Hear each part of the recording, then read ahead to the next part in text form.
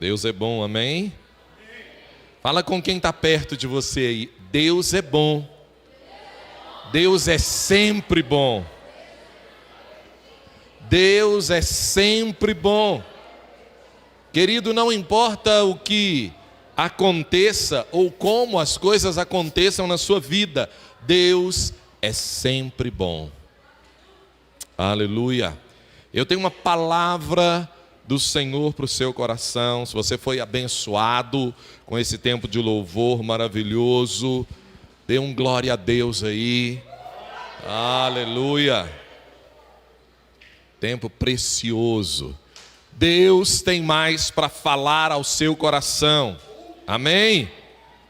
Eu tenho uma palavra do Senhor para você. Fala com quem está perto de você aí. Agora não tem mais jeito. O Espírito Santo vai falar com você. Não tem mais jeito de fugir. Não tem mais como fugir. Aleluia. Nós vamos ler no livro de 2 Reis, no capítulo 4. Hoje nós vamos ter aquele negócio chique da palavra aqui. Ontem eu gostei demais daquele negócio assim da Bíblia. E vou ler aqui na NVI. 2 Reis, capítulo 4. Eu não vou ler todo o texto, porque é um texto grande, mas eu quero ler aqui alguns versículos iniciais. Ou você que é apaixonado pelas Sagradas Escrituras, amém? Quem é apaixonado pelas Escrituras, dá um amém aí. Amém. Esses dias alguém estava me contando um testemunho de alguém que perguntou assim, Raquel estava me contando, né? Perguntou para o Arthur, falou, você é apaixonado pela professora? Não, eu sou apaixonado só pelas Sagradas Escrituras. Eu sou apaixonado pelas Sagradas Escrituras. O resto, essa é a declaração que Deus quer imprimir no coração de cada pessoa nesse lugar. Que você seja apaixonado pelas Sagradas Escrituras, pelo Senhor das Sagradas Escrituras. Amém? 2 Reis, capítulo 4, a partir do verso 8. Amém? Diz assim, eu vou ler aqui na versão NVI. Certo dia, Eliseu foi a Sunem, onde uma mulher rica insistiu que ele fosse tomar uma refeição em sua casa. Depois disso, sempre que passava por ali, ele parava para uma refeição. Em vista disso, ela disse ao marido, sei que esse homem que sempre vem aqui é um santo homem de Deus. Vamos construir lá em cima um quartinho de tijolos e colocar nele uma cama, uma mesa, uma cadeira e uma lamparina para ele. Assim, sempre que nos visitar, ele poderá ocupá-lo. Um dia, quando Eliseu chegou, subiu ao seu quarto e deitou-se. Ele mandou o seu servo Geazir chamar a sunamita. Ele a chamou e quando ela veio, Eliseu mandou Geazir dizer-lhe, você teve todo esse trabalho por nossa causa. O que podemos fazer por você? Quer que eu interceda por você junto ao rei ou ao comandante do exército? Ela respondeu, estou bem entre a minha própria gente. Mais tarde, Eliseu perguntou a Geazir, o que se podia fazer por ela? Ele respondeu, bem, ela não tem filhos e seu marido é idoso. Então, Eliseu mandou chamá-la de novo. Geazir a chamou, ela veio até a porta e ele disse, por volta desta época, no ano que vem, você estará com um filho nos braços. Ela contestou, não, meu senhor, não iludas a tua serva, ó homem de Deus, Mas Eliseu lhe dissera a mulher, mas como Eliseu lhe dissera, a mulher engravidou. E no ano seguinte, por volta da mesma época, deu à luz um filho. O menino cresceu e certo dia foi encontrar-se com seu pai, que estava com os ceifeiros. De repente, ele começou a gritar, ele começou a chamar o pai gritando: ai, minha cabeça, ai, minha cabeça. O pai disse a um servo: leve-o à mãe dele. O servo pegou o menino e o levou à mãe. O menino ficou no colo dela até o meio-dia e morreu. Ela subiu ao quarto do homem de Deus, deitou o menino na cama, saiu e fechou a porta. Ela chamou o marido e disse: preciso de um servo e de uma jumenta para ir lá falar com o homem de Deus. Vou e volto logo. Ele perguntou: mas por que hoje? Não é lua nova nem sábado. Ela respondeu: não se preocupe. Ela mandou selar a jumenta e disse ao servo: vamos rápido, só pare quando eu mandar. Assim ela partiu para encontrar-se com o homem de Deus no Monte Carmelo. Quando ele a viu à distância, disse ao seu servo Geazi: olhe, a sulamita, corra ao seu encontro e pergunte a ela: está tudo bem com você? Tudo bem com seu marido? E tudo bem com seu filho? Ela respondeu a Geazi: está tudo bem. Ao encontrar-se com o homem de Deus no monte, ela se abraçou aos seus pés.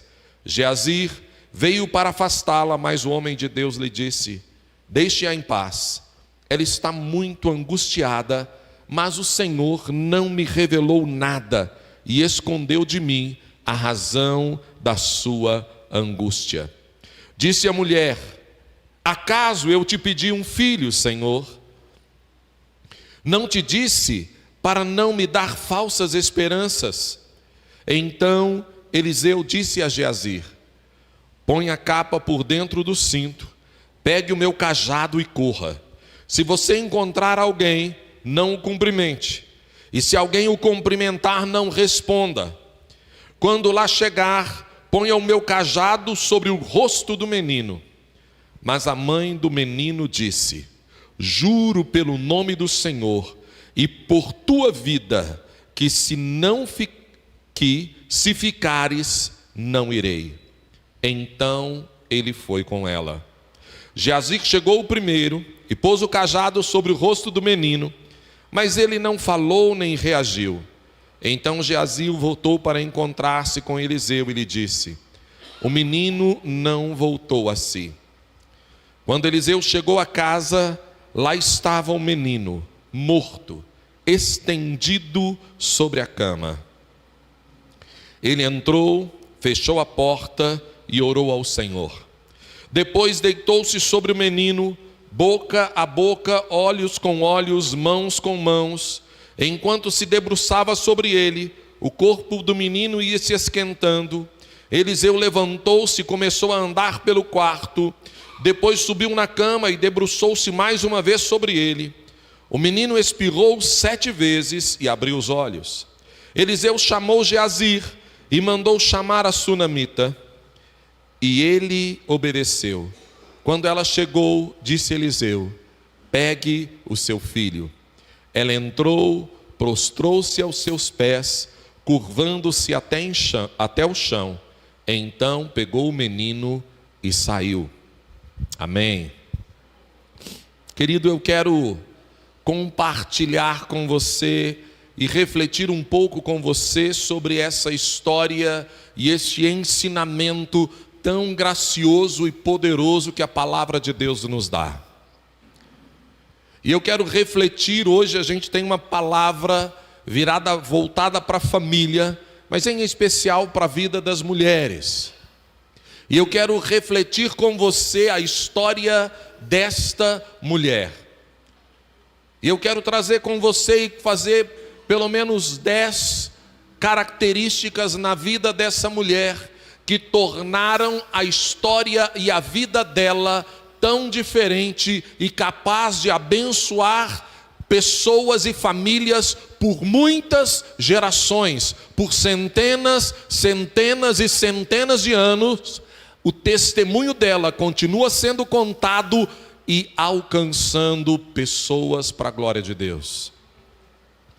A primeira característica na vida desta mulher é que ela não é conhecida por seu nome, ela é apenas conhecida pelo lugar onde ela morava. Sunem era uma cidade que ficava entre Samaria e o Carmelo. E essa mulher, Sunem, essa mulher que morava em Sunem, a palavra não dá descrição, o nome, não dá muitos detalhes sobre ela, não cita o nome dela, mas cita a história de fé dela.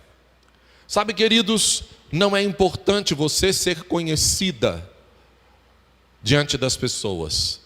Você precisa ser conhecida no céu. Você precisa ser conhecida como alguém que conhece a palavra. Você precisa ser conhecida como alguém que vive a palavra.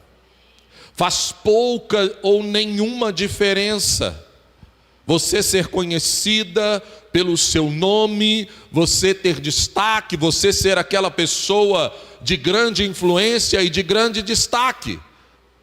Faz pouquíssima diferença. No caso dessa mulher, dessa irmã, não fez diferença. Sabe por quê? Porque o importante é você ser conhecido no céu. Sabe quando você diz assim, lá a mineirinha, né? Sabe a paulista? Sabe o carioca? Né? Ela era conhecida pelo lugar de onde ela era. Isso não a ofendeu. O Senhor podia ter citado na palavra o nome dela? Podia. Mas não era importante, porque o que é importante é a vida de fé que ela leva. Nós vivemos numa época onde as pessoas querem ser conhecidas e reconhecidas nesta terra. As mídias sociais, as redes sociais, eu preciso ter muitos seguidores. O empoderamento feminino, então eu preciso ser empoderada, eu preciso ter e ser reconhecida, e as pessoas esperam um reconhecimento, uma glória e um respeito nesta era, nesta terra, diante da sociedade em que nós estamos. Se o Senhor te der isso, querida, graças a Deus, glorifique a Deus. Mas esse não pode ser o seu objetivo. Porque quando as pessoas começam a perseguir o objetivo, quando as mulheres começam a perseguir o objetivo de ser conhecida, reconhecida, famosa, ela perde o objetivo eterno. Você não pode perseguir os objetivos dessa terra e os objetivos do reino dos céus.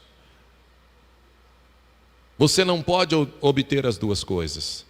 Se o Senhor te acrescentar, glórias ao nome do Senhor. Esta mulher continua, que nós não sabemos o nome, só sabemos de onde ela era, uma pequena cidade entre o Carmelo e Samaria.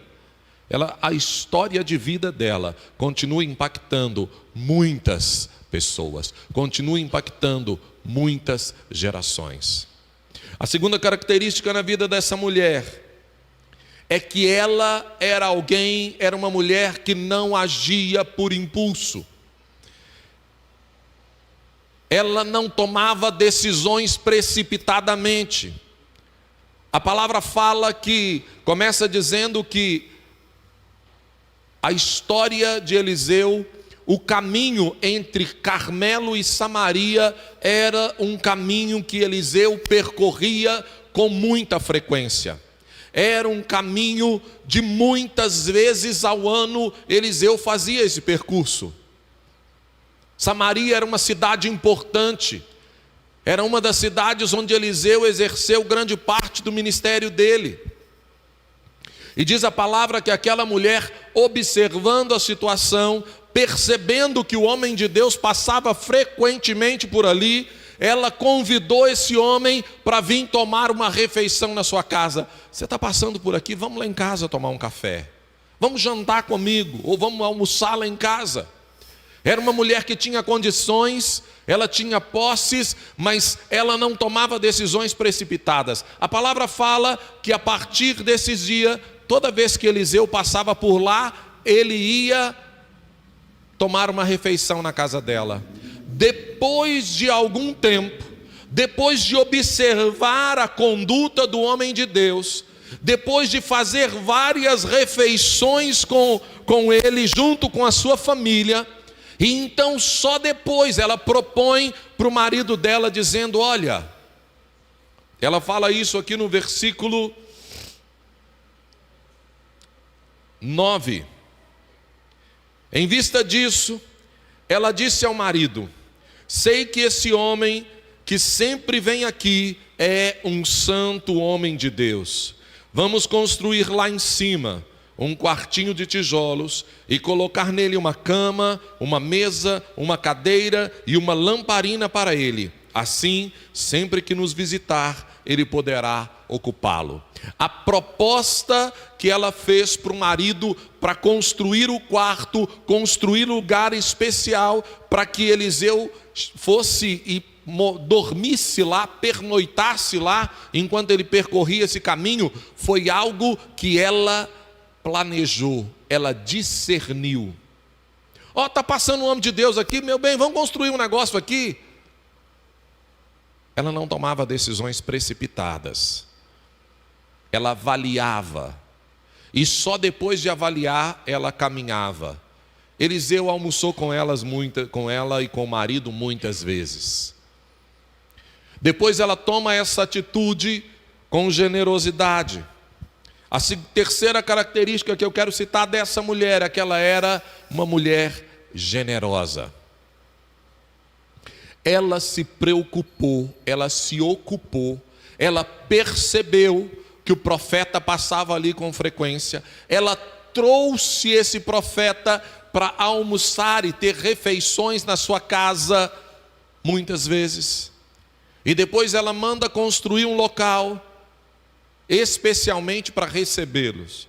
Ela não dava do que estava sobrando, ela não dava qualquer coisa.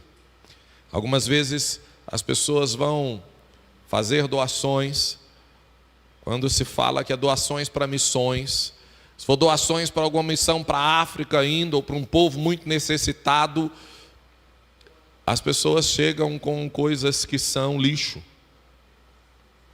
Nós fizemos alguns bazares aqui, foram uma bênção, tiveram pessoas que nos abençoaram profundamente, mas nós juntamos sacos enormes de roupas que nós falamos, nós não podemos nem deixar do lado de fora, porque alguém não pode levar, porque não tem condição. Não serve para nada, vai para o caminhão de lixo. Ela não dava do que de sobra, ela deu o melhor.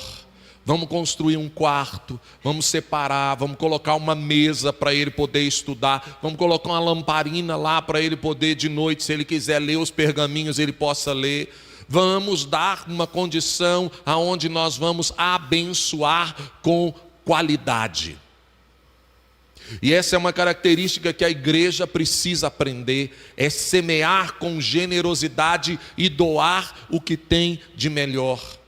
Dar daquilo que é primeiro, principal, importante. Você vai dar para alguém aquilo que você usaria na sua casa, na melhor qualidade.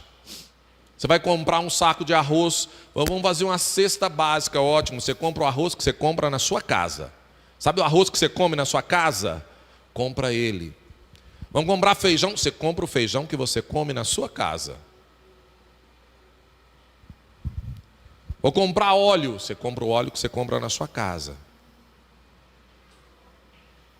Esse é o princípio do reino de Deus. E esse era um princípio que a sunamita vivia. Ela doava do que ela tinha de melhor. Preste atenção que ela está numa situação confortável. Ela não precisava preocupar-se com nada. A quarta característica que eu quero ressaltar na vida dessa mulher é que ela era uma pessoa que estava feliz com o que ela tinha.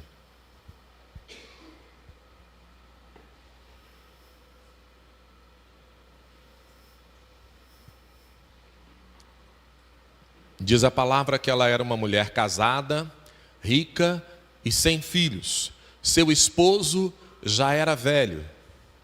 Quando o profeta pergunta para ela, o que eu posso fazer? O que ela diz? Eu estou bem no meio do meu povo. Eu estou feliz com o que Deus me deu. Ela era grata ao Senhor por aquilo que Deus havia dado a ela. Sabe, queridos, nós vivemos numa época onde as pessoas têm o hábito de reclamar, de murmurar, de falar mal, e não se contentar com aquilo que tem. E as pessoas começam a andar nessa posição, onde eles não estão felizes com aquilo que têm. É solteiro, quer casar, é casado, reclama do marido, e aí tem filho, aí reclama do filho. Está calor, meu Deus do céu, hoje tem um sol para cada um. O que é isso? Ligaram o maçarico, fizeram não sei o quê, estamos todo mundo fritando, você vai não sei o quê, e aí quando chove, meu Deus, vai inundar tudo, e se está fazendo frio, detesto o frio, vai viver na lua. Porque não gosta de calor, não gosta de frio, não gosta de chuva, não gosta de sol. Está reclamando de tudo. Aí chega na frente do guarda-roupa, né? Não que isso aconteça em outros lugares, mas em casa tem assim, né?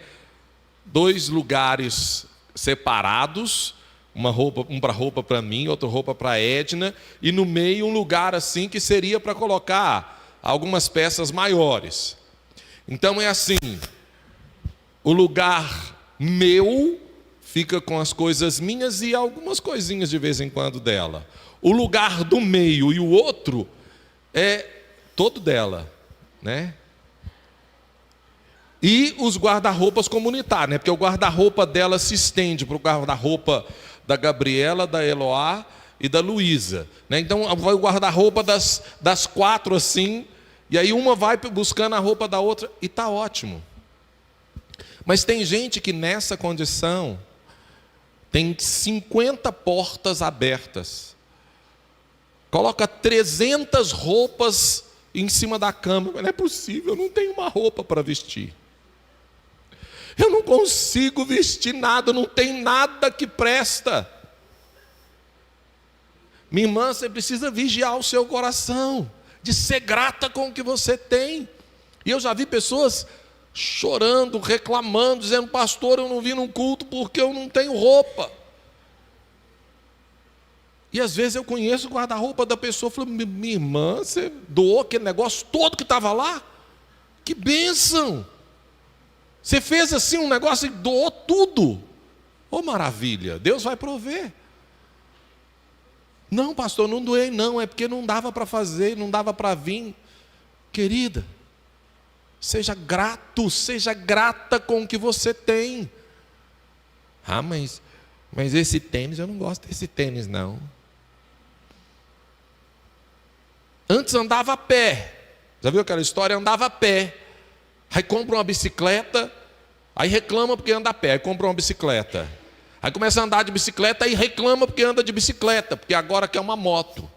Aí compra a moto, aí reclama porque agora não quer moto, porque afinal de contas, quando chove, eu quero é carro. Aí compra um carro, aí reclama porque o carro eu não tenho ar-condicionado, não tem isso, não tem aquilo, eu quero um carro de outro jeito. Aí você tem um carro melhor com água, agora você reclama porque o carro não é automático. Porque agora eu não quero esse negócio de passar marcha. E as pessoas vão reclamando o tempo inteiro.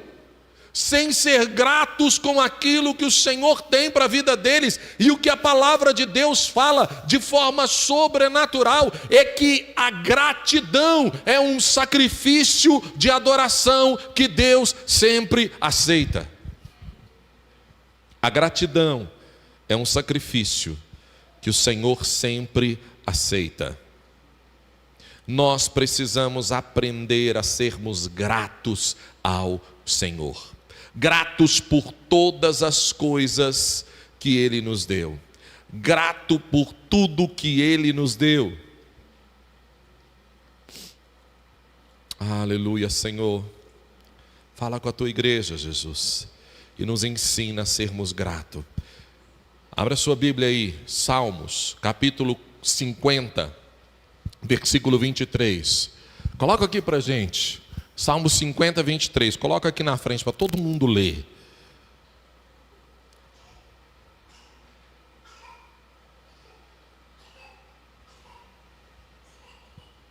Salmo 50, 23. Quem me oferece sua gratidão como sacrifício, honra-me, e eu mostrarei a salvação de Deus ao que anda nos meus caminhos. Quem me oferece a sua gratidão como sacrifício, me honra. Quantas vezes você tem oferecido a sua gratidão a Deus? Essa mulher, ela não tinha filhos, mas ela era grata a Deus por aquilo que Deus havia dado a ela. Não perca o alvo, não perca a oportunidade de glorificar a Deus por aquilo que o Senhor te deu. Não perca a oportunidade de glorificar a Deus por aquilo que está acontecendo na sua vida. A palavra de Deus diz assim: em tudo dai graças, porque esta é a vontade de Deus. Em tudo dai graças.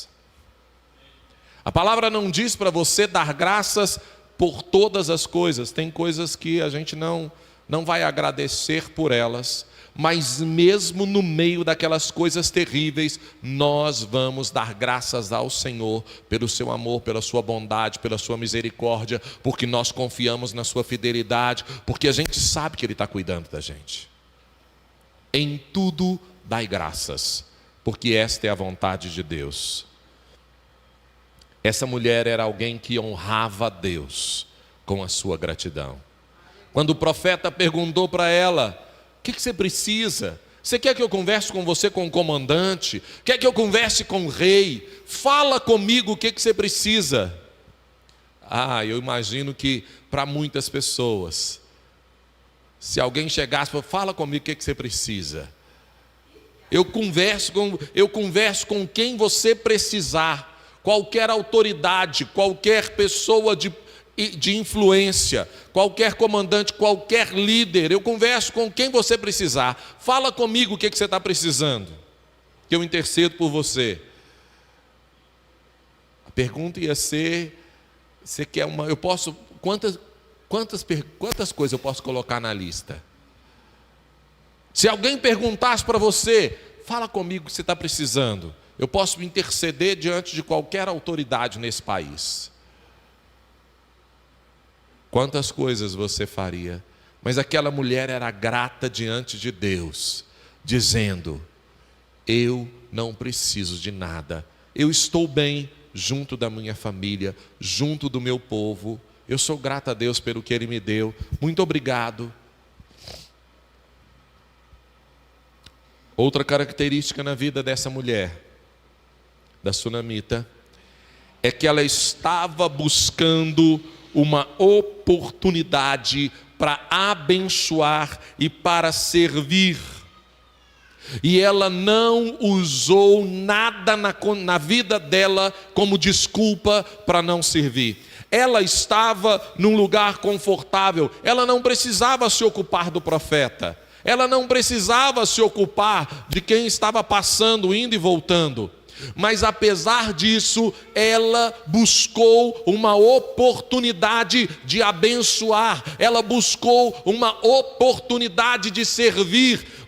O planejamento, o coração dela era um coração de abençoar quem estava precisando, de adorar a Deus com as suas atitudes. Ela estava na expectativa: Deus, como eu posso te servir? O que eu posso fazer? Deus, aonde que eu vou trabalhar? Deus, me dá uma oportunidade para que eu sirva o Senhor e eu trabalhe em algum lugar. Deus, me mostra o que eu vou fazer. O coração dela era um coração de expectativa para adorar a Deus e para servir a Deus, abençoando a vida das pessoas. E quando ela viu o profeta passando sempre no mesmo lugar, ela falou: vou chamar esse homem para almoçar comigo. Profeta, pastor, toda vez que o senhor vier aqui, o senhor pode passar na minha casa, o senhor vai almoçar. Olha, não precisa nem ligar. Pode chegar para almoçar, para jantar toda vez. A expectativa dela era servir. E ela não usou a situação dela não ter filho como desculpa. Ah, não, mas eu não tenho filho, Deus não me deu um filho. Eu queria tanto um filho, mas Deus não me deu. Então eu não posso fazer, eu estou chateada, eu estou aborrecida demais. Ela não usou a situação do marido. Mas meu marido é velho. Meu marido já é velho. Eu não posso ficar criando tumulto lá em casa. Então não vai dar para poder te receber, não. Não vai dar para poder fazer, não. Porque afinal de contas meu marido é velho, trabalhando. Aquela coisa, né? Criando tumulto. Não, melhor não. O coração dela era de abençoar, e quando ela percebeu uma possibilidade de servir a Deus, de abençoar alguém, de servir ao Senhor, ela aproveitou. Uma vez eu falei com uma pessoa, com uma irmã, eu falei: irmã, vamos caminhar, o que você está fazendo? Ah, pastor, eu não posso ir mais nos cultos não, porque agora eu tenho uma netinha. Eu falei: qual que é o problema de ter uma neta? Não, agora eu tenho que aproveitar a minha netinha, eu não posso mais ir nos cultos, não. Eu já ouvi irmãos dizendo para mim: pastor, eu não posso fazer não, porque eu tenho filho. Seu filho vai te impedir de servir a Deus, meu irmão?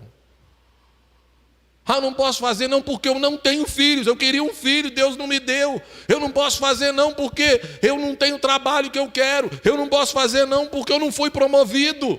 Eu não posso fazer não porque tem sempre uma desculpa para não servir. Mas o coração dela era: eu quero aproveitar a oportunidade de adorar a Deus e de servir a Deus. Acabe com as suas desculpas. Acabe com as mentiras que você está contando para você, para o Senhor e para os outros, dizendo que você não pode fazer por isso, por aquilo ou por aquele outro. Pare de mentir para você mesma. Pare de mentir para você mesmo, dizendo que você não pode fazer. Essa mulher estava ali, ela tinha a expectativa: Senhor, me mostra o que eu posso fazer. Senhor, me mostra o que eu posso fazer.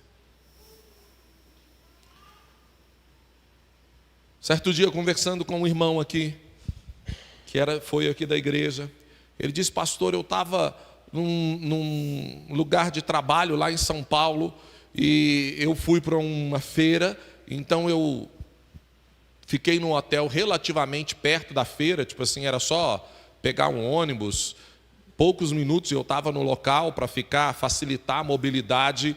E um dia em especial foi um dia muito complicado para mim, atrasou na hora de sair do hotel, depois eu passei mal e aconteceu um tantão de coisa. Aí eu cheguei no ponto de ônibus, fiquei esperando ele de um lado, ele passou do outro lado, assim, na outra rua, só passou e foi embora. Quando eu vi, tinha ido embora.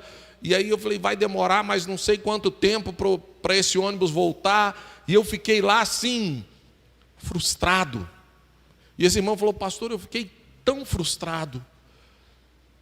E aí quando eu estava lá falando com Deus, falou: Deus, misericórdia, eu viajei de Belo Horizonte para cá, para esse negócio, para poder resolver essas questões que eu tenho aqui numa feira, era uma feira de trabalho.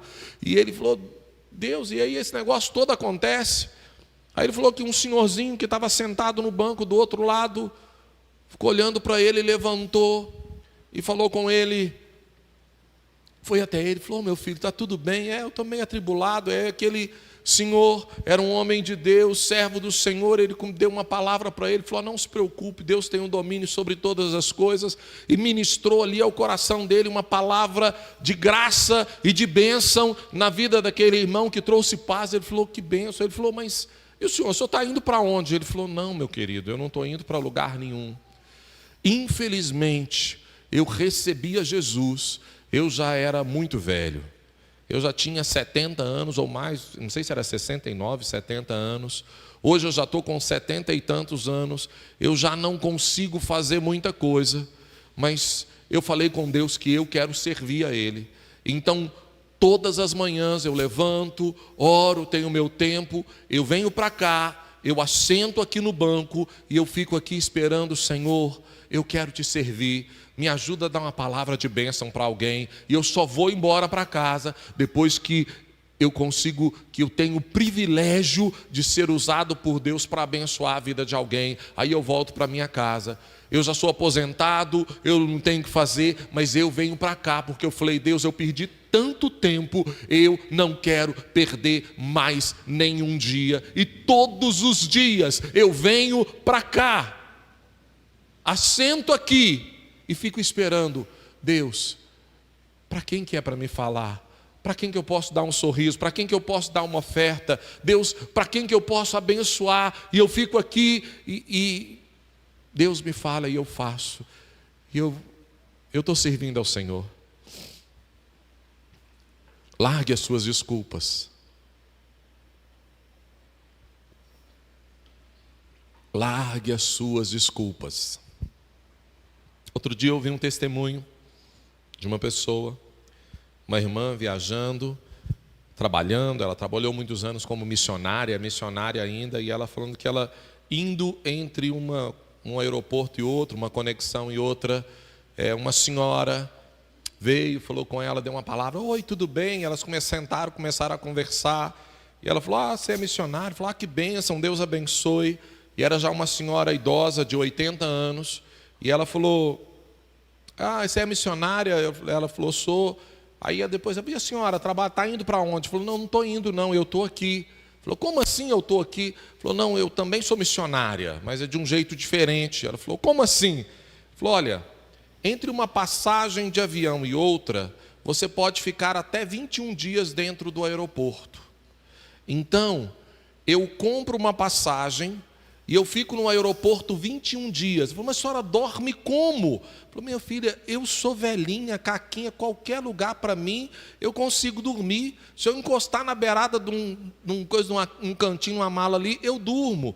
E velho dorme pouco, umas 4, 5 horas por noite para mim está ótimo. Eu tenho minha pensão, eu vou comendo aqui assim, faço um lanche aqui, outro, e eu fico 21 dias no aeroporto, e eu passo o dia no aeroporto dizendo: Deus, para quem eu vou dar uma palavra? Deus, para quem eu vou falar? Deus, quem vai ser, quem que o Senhor quer que eu ore pela pessoa? E eu sento às vezes lá em cima, porque dá para ver o saguão todo, e eu fico olhando nesse saguão, e fico algum tempo ali orando, dizendo: Deus, e aí o Senhor me mostra uma pessoa, e eu saio de onde eu estou, e eu vou lá naquela pessoa. Falei: sua mala? Falou: minha filha, uma velha como eu não precisa de mala não, é só essa coisinha aqui, ó. 3, 4 vestidos, mais umas pecinhas de roupa, resolve o meu problema. E aí com 21 dias, quando Deus me direciona, eu vou para outro aeroporto, ou eu troco a passagem para ficar mais 21 dias aqui. Ela falou: faz isso há quanto tempo? Falou: tem 4 anos que eu estou morando nos aeroportos para falar de Jesus para os viajantes. E aquela irmã falou que ela saiu dali tão envergonhada, falou: Deus, eu nunca fiz nada pelo Senhor. Ela já tinha sido missionária no meio dos índios, e ela falou: Deus, eu preciso. Eu quero dizer para você, minha querida, para de desculpa. Comece a servir aonde você está. Para de desculpa, meu amado. Comece a servir. Ela estava na casa dela, no lugar dela, ela possivelmente não podia sair para ficar muito tempo, era casada, tinha suas responsabilidades, mas ela estava procurando a oportunidade de servir a Deus e de abençoar pessoas e de fazer a vontade do Pai. E ela achou um profeta que passava ali de vez em quando, e ela diz: vem comer na minha casa toda vez que passar aqui. E ela, testificando que ele era um homem de Deus, ela colocou e construiu um quarto e diz: pode servir. Ela queria servir. Larga a mão da sua desculpa, no nome de Jesus. Uma outra característica que a gente vê na vida dessa mulher, e a gente consegue perceber na fala dela, é que ela já tinha tido talvez algumas experiências ruins com homens que se diziam profetas ou homens de Deus. Por que eu digo isso? Porque ali no versículo, vamos achar o versículo exato aqui,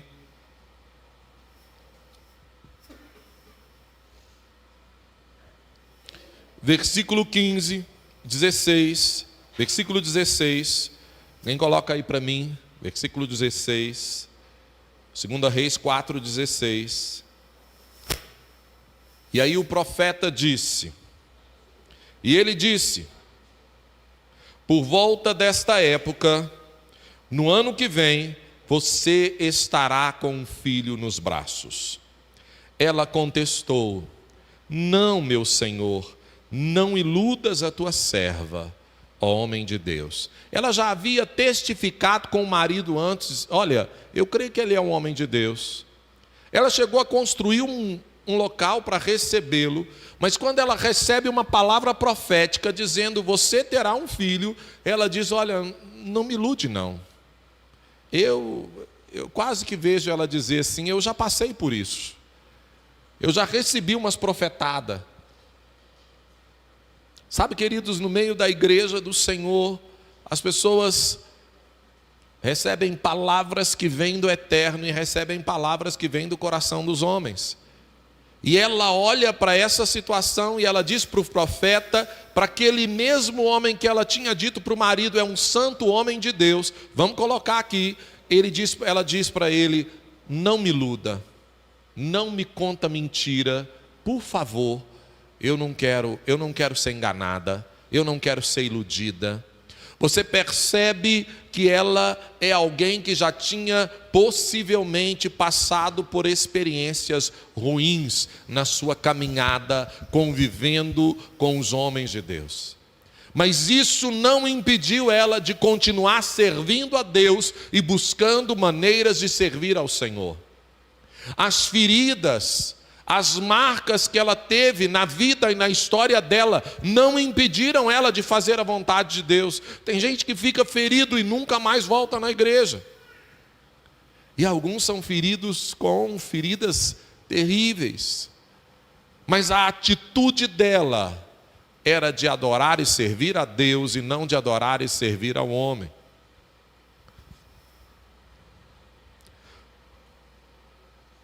Aí vem aquela parte terrível da história. Seu filho, depois de já crescido, foi trabalhar junto com o pai, e lá no meio ele começa a gritar: ai, minha cabeça está doendo, minha cabeça está doendo, ai, minha cabeça. O pai chama um empregado e diz assim: leva ele para a mãe dele.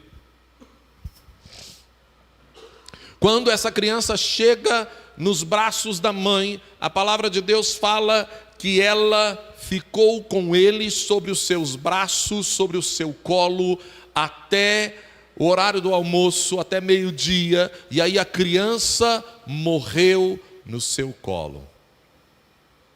Ela não terceirizou a responsabilidade que era dela. Ela não terceirizou aquilo que era dela. Ela não chamou uma serva, ela devia ter muitas servas, era uma mulher rica. Não, cuida desse menino para mim enquanto eu vou ver o que eu faço. Ela trouxe a criança para ela e não terceirizou a sua responsabilidade. Mas hoje, às vezes, nós vemos tantas pessoas que terceirizam a responsabilidade pessoal. Diz: ora pelo meu filho, você jejua pelo meu filho, por favor, ora pelo meu marido, ora por... Você pode pedir os irmãos para orar, isso é uma bênção. Mas se você mesmo não ora, você está terceirizando o que é sua responsabilidade. A sua responsabilidade como mulher de Deus, a sua responsabilidade como homem de Deus é assumir o compromisso daquilo que você tem que fazer. O filho ficou no colo dela, mesmo no momento mais difícil. Eu não consigo imaginar a dor de uma mãe de ver o seu filho morrendo no seu colo. Mas ela não abriu mão da sua responsabilidade. Ela não terceirizou aquilo que era dela. E nós vivemos numa geração que está terceirizando a sua responsabilidade. Nós vivemos numa geração de pais que terceirizam a responsabilidade sobre os filhos. Para a igreja, o pastor, a igreja, escola dominical, os irmãos aí precisam ensinar direito, meu filho. Não estão ensinando direito, meu filho.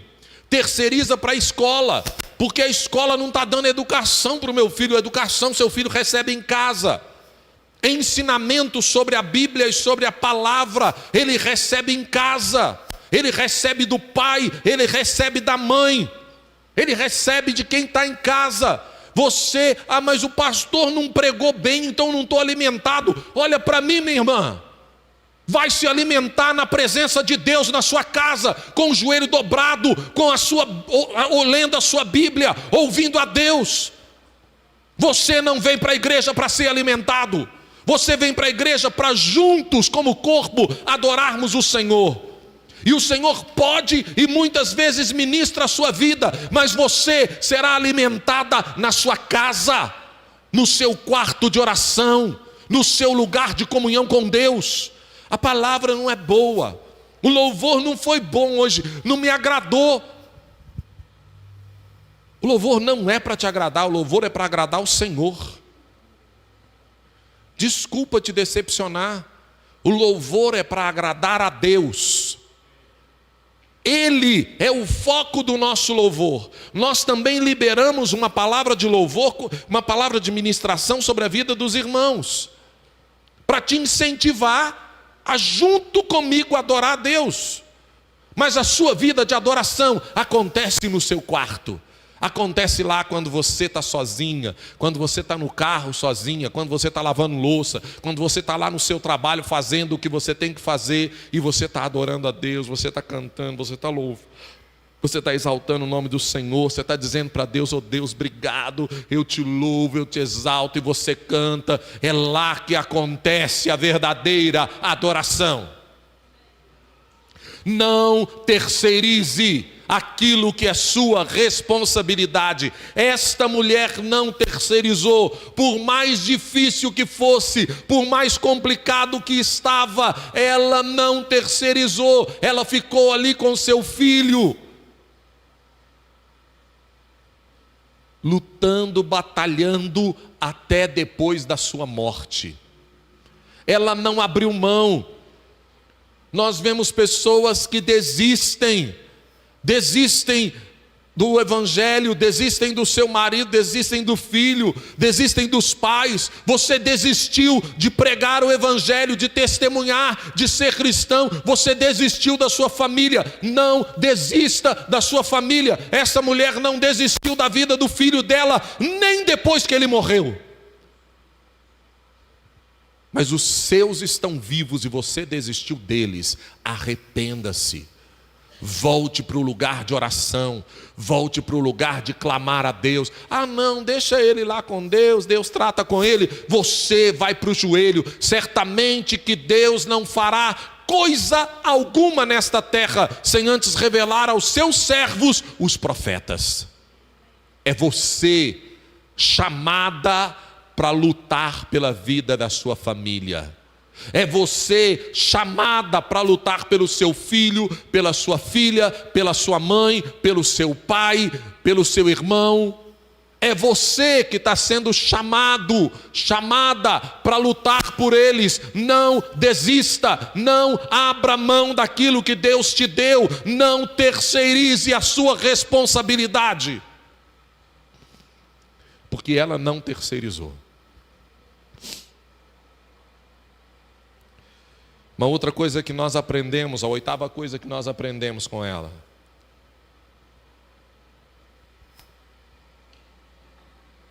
é que ela não fez alarde da sua desgraça. Ela não usou o sofrimento dela para fazer um show pirotécnico, um drama. Ela não fez um alarde contando para todas as amigas, para todas as vizinhas: porque meu filhinho morreu, porque aconteceu. Ela não fez alarde. Ela foi em quem podia resolver o problema dela. Antes de anunciar aos quatro ventos: vá para a presença do Senhor, que é quem pode mudar a sua vida, a sua história e até ressuscitar mortos. Pare de correr para alardear a sua dor e o seu sofrimento. Tem gente que você abre as redes sociais, o Instagram, o status do WhatsApp, tudo agora tem atualização, né? Até o WhatsApp tem status, né? Daqui a pouco você vai ter status na camisa. Você vai numa camisa bem. Tem alguém que falou comigo, falou: eu tenho uma camisa para cada situação. Eu tenho 6 camisas, uma triste, uma alegre, uma rabugento, uma com raiva. Dependendo de como eu estou me sentindo no dia, eu visto a camisa. Se eu estou com raiva, eu visto a camisa daquele emoji assim, com raiva assim. Não olha para mim que eu estou aborrecido. Para de alardear para as pessoas. Vocês estão rindo, é verdade. Alguém falou isso comigo, eu tenho uma camisa para cada sentimento. E aí, de acordo com como eu estou me sentindo, eu visto a camisa. Você está rindo, mas é verdade. Mas quem não faz isso na camisa, faz isso no WhatsApp, faz isso no Instagram. Você abre o Facebook da pessoa. Se for no Twitter, então, todo dia todo mundo está indignado no Twitter. Só tem briga, bafão e confusão no Twitter. Todo mundo está bravo com alguma coisa no Twitter. E aí, quando você não está bravo com nada, você precisa arrumar alguma coisa para você protestar no Twitter. Porque você precisa parecer que você está assim, bravo, indignado, ou fazendo alguma coisa. Pare de alardear os seus sentimentos. Pare de alardear a condição que você está. Pare de contar para quem não pode resolver o seu problema. E vá àquele que é a fonte de toda a solução. Essa foi a atitude dela. Eu quero fazer algumas observações sobre esse contexto, né? Quando a gente olha para o marido, a Bíblia fala que já era um homem idoso, não tinha filhos. Ele não tinha filhos, nem filhos em outras situações. Mais na frente você vai descobrir por quê. Mas ele não tinha filhos. Aquele era o único filho dele. E o filho chega no meio do trabalho e começa a passar mal. E ele terceiriza a responsabilidade. Chama um servo ou um empregado, leva lá para a mãe dele, a mãe vai cuidar. Quando ele encontra de novo com a mãe, ele não pergunta sobre o filho. O trabalho era mais importante do que o seu filho. Ele estava na lavoura, ele estava trabalhando, mas o trabalho tornou-se mais importante do que o seu filho. Eu fico imaginando um homem já idoso, único filho, rico, ele seria o herdeiro de todas as coisas, e você vê um menino desesperado, gritando, agoniando de dor, porque é mais ou menos a descrição que a Bíblia começa a dizer, que ele começa a gritar, dizendo: a minha cabeça, a minha cabeça, a minha cabeça, a minha cabeça, minha cabeça está doendo. E aí ele diz só para o empregado: ela leva para a mãe vai cuidar lá. Sendo o seu único filho. Falou, meu Deus do céu, você cuida do negócio aqui que eu vou levar o menino em casa. Eu vou descobrir se lá a gente precisa levar para o médico. Mas ele terceirizou o serviço dele. A responsabilidade, a paternidade dele estava resumida em suprir a necessidade financeira. Mas ele não se atentou para a necessidade da criança naquele momento. E quando a mulher volta, depois que o menino morreu, ela diz assim, olha, deixa o menino no quarto que o profeta usava, e aí ela manda buscar um empregado e uma jumenta para ir atrás do profeta. O pai não pergunta pelo filho, e o menino, tá bom? Aqui o Zezinho melhorou? Ele nem pergunta. Mas você vai no profeta? E a única coisa que ele consegue pensar é, mas hoje não é sábado, não é lua nova, não é dia de festa, hoje não é dia de culto. Para que você vai na igreja? Hoje nem é dia de culto, você vai na igreja? Você vai lá orar, mas hoje não é dia de culto.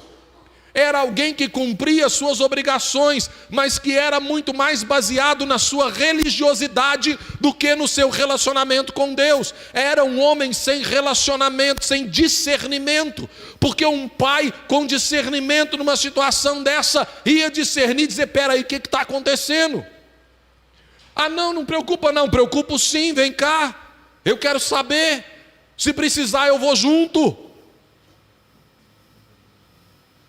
Se precisar, eu vou junto.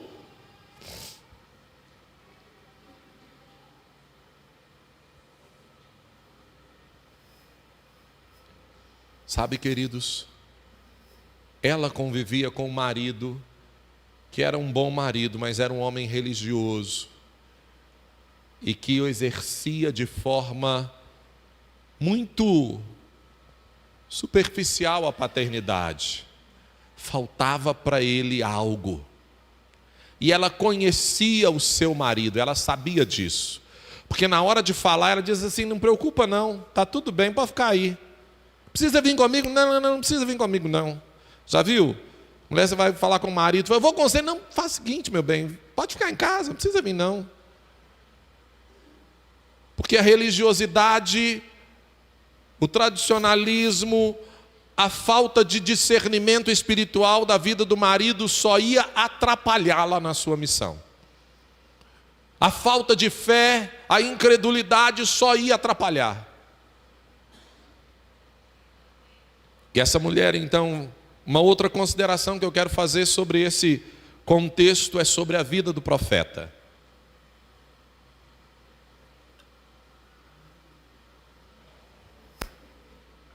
Quando o profeta vê a sunamita chegando, o que ele fala? Ele se assusta porque ele diz, a sunamita, ela chega, se ajoelha e gruda nos pés dele, o servo dele vai tirar, ela falou, não pode deixar, ela está angustiada, mas Deus não me revelou que ela viria, não me revelou que ela estava angustiada e nem o motivo da sua angústia. Sabe quando às vezes a gente encontra homens e mulheres de Deus, profetas, e esses homens querem dar uma resposta quando Deus não falou?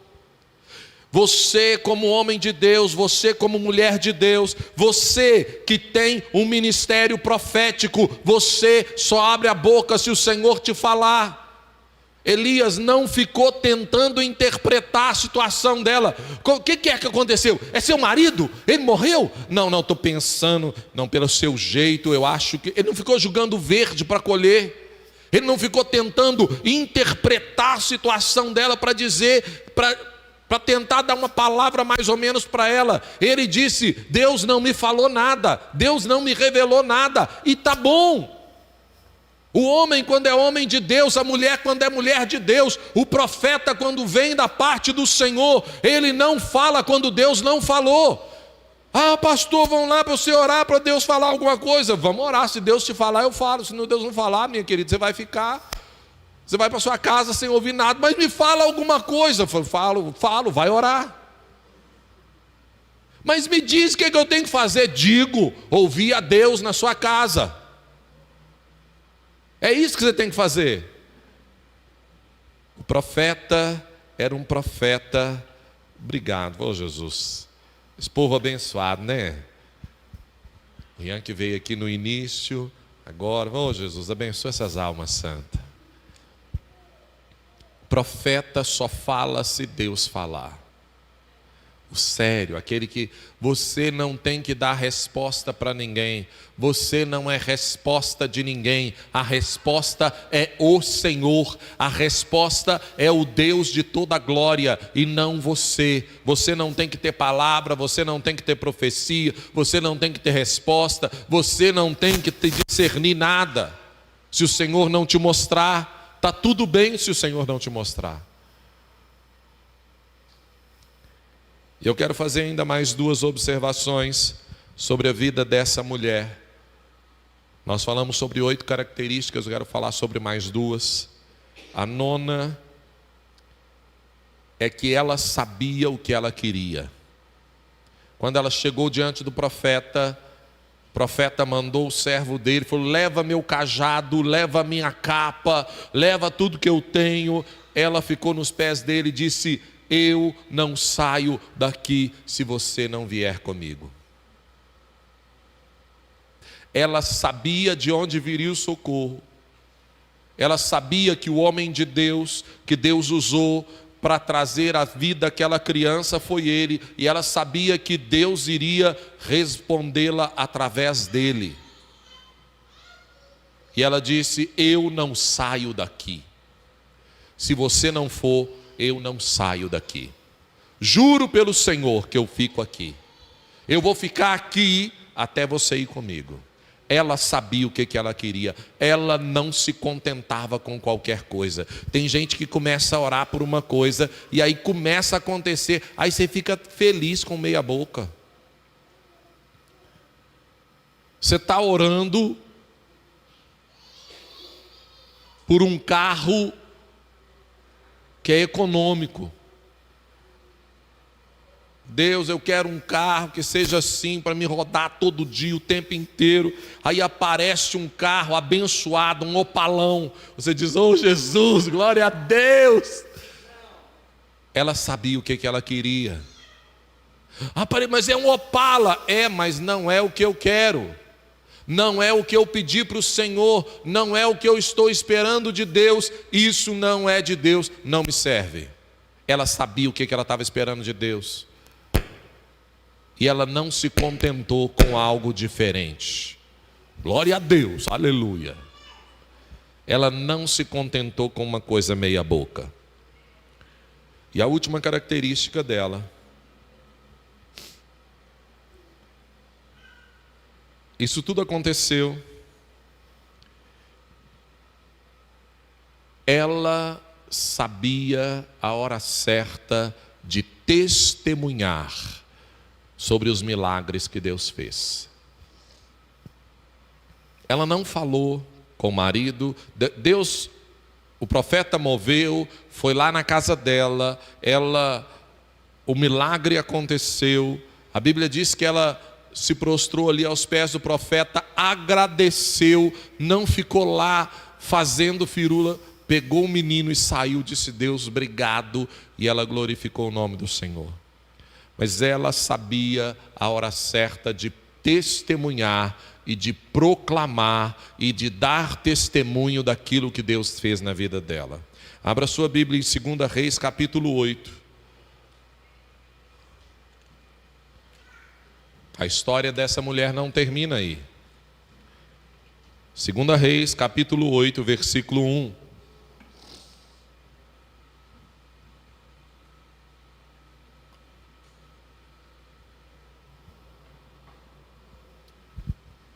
Segunda Reis 8:1 diz assim: Eliseu tinha prevenido a mãe do menino que ele havia ressuscitado: saia do país com sua família e vá morar onde puder, pois o Senhor determinou para esta terra uma fome que durará 7 anos.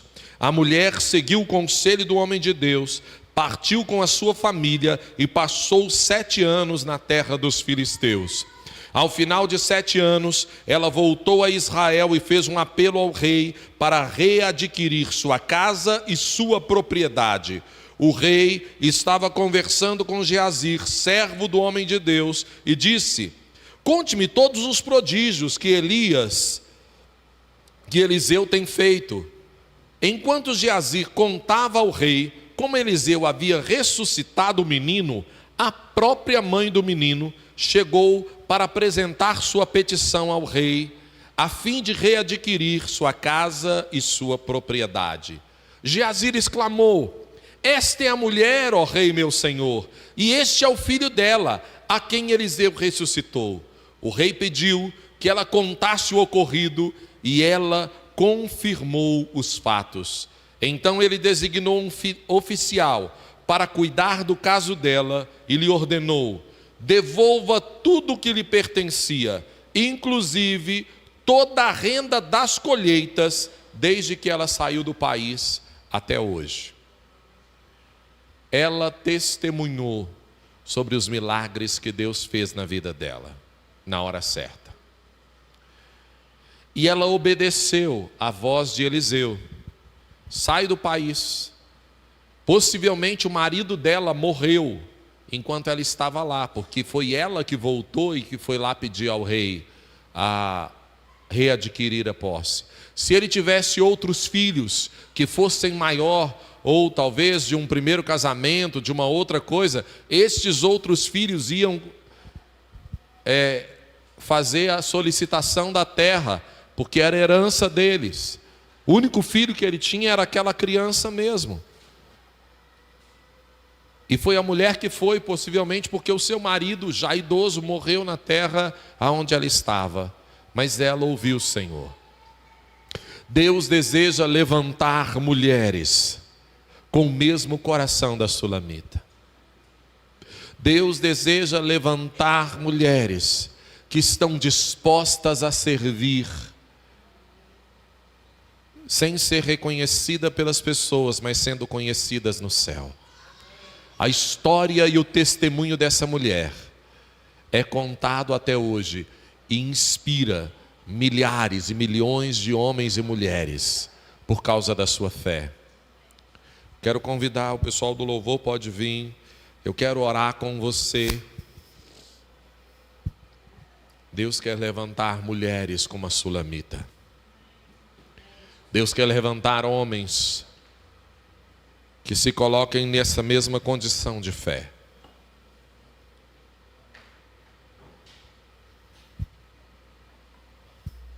Permita que o Senhor fale com você.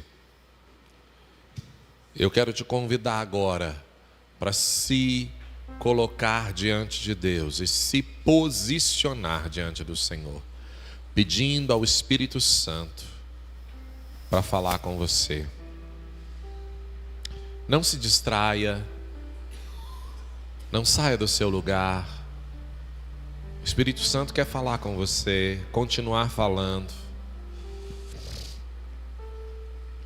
Ouça o Senhor, ouça a palavra. Seja cheia, seja cheio. Ei. Aleluia, Jesus. Ore ao Senhor agora. Posicione-se diante de Deus. Das riquezas,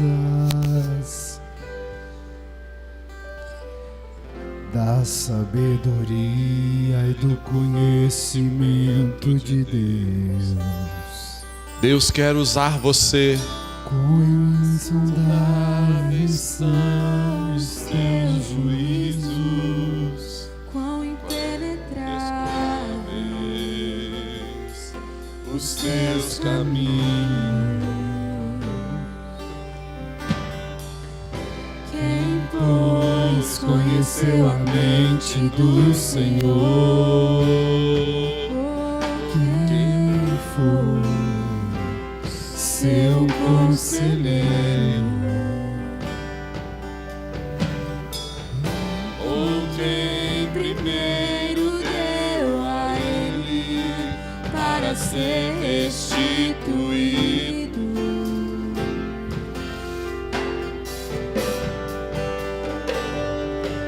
Porque dele, por meio dele, para ele são todas as coisas.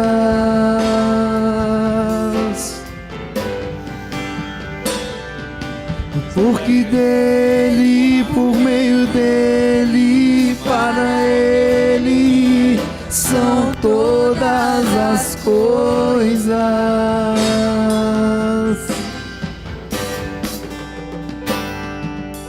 Não, nunca foi sobre nós, nem sobre o que podemos fazer. É tudo sobre você, tudo para você, Jesus. Não, nunca foi sobre nós, nem sobre o que podemos fazer. É tudo sobre você, tudo para você, Jesus.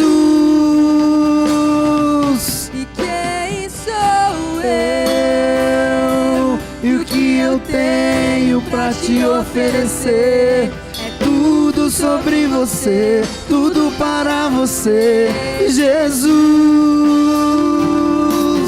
Quem sou eu? E o que eu tenho pra te oferecer? É tudo sobre você, tudo para você, Jesus. Eu descobri que sem ti eu nada posso fazer. É tudo sobre você, tudo para você, Jesus, Jesus. Eu descobri que sem ti eu nada posso fazer. É tudo sobre você, tudo para você, Jesus. Você é santo, santo, santo, santo, santo, santo. É tudo sobre você, tudo para você, Jesus. Você é santo, santo, santo, santo, santo, santo. É tudo sobre você, tudo para você, Jesus. Hosana, Hosana, Hosana nas maiores alturas. Hosana, Hosana, Hosana nas maiores alturas. Hosana, Hosana, Hosana nas maiores alturas. Hosana, Hosana, Hosana nas maiores alturas. porque dele, por meio dele, para ele são todas as coisas.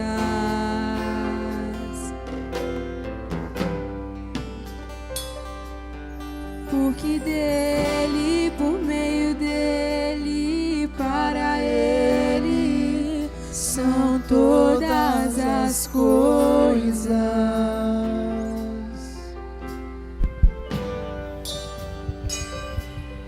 Oh Jesus, todas as nossas vidas e cada uma dessas vidas é para o Senhor.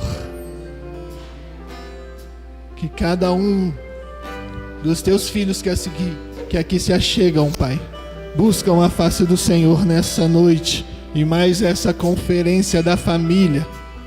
Cada mulher, cada homem, cada criança, é a sua igreja. Seja tocado pela tua poderosa mão. Seja abençoado pelo seu favor, abraçado pela sombra do seu poder, Pai. Essa é a oração que nós fazemos, Senhor, e a fazemos agradecidos e te engrandecendo no lindo, no maravilhoso, no mais poderoso, o nome santo de Jesus. Amém. Amém. Oh, glória. Deus é bom, amém? Pode dar uma salva de palmas para Jesus, que é por causa dele. É para ele. É para ele. É tudo para ele. É para Jesus, querido. É para Jesus. A Conferência da Família 2023, o tema é levante-se. Levante-se, igreja. Levante-se, mulheres. Levante-se, família. É para se levantar e resplandecer a luz de Jesus Cristo que está em você, que está em nós como igreja. Amém? Amanhã nós estaremos aqui às 9h30. Amém? 9h30. 9h30 não é 10 horas. 9h30 não é 15 para as 10. 9h30 são 9h30. Amém? Para iniciarmos o nosso tempo de oração. E a adoração começa às 10. E não é 10h30, é 10. Amém? Tem um tempo de comunhão agora. Um café delicioso ali atrás. Você fique. Tenha comunhão com seu irmão.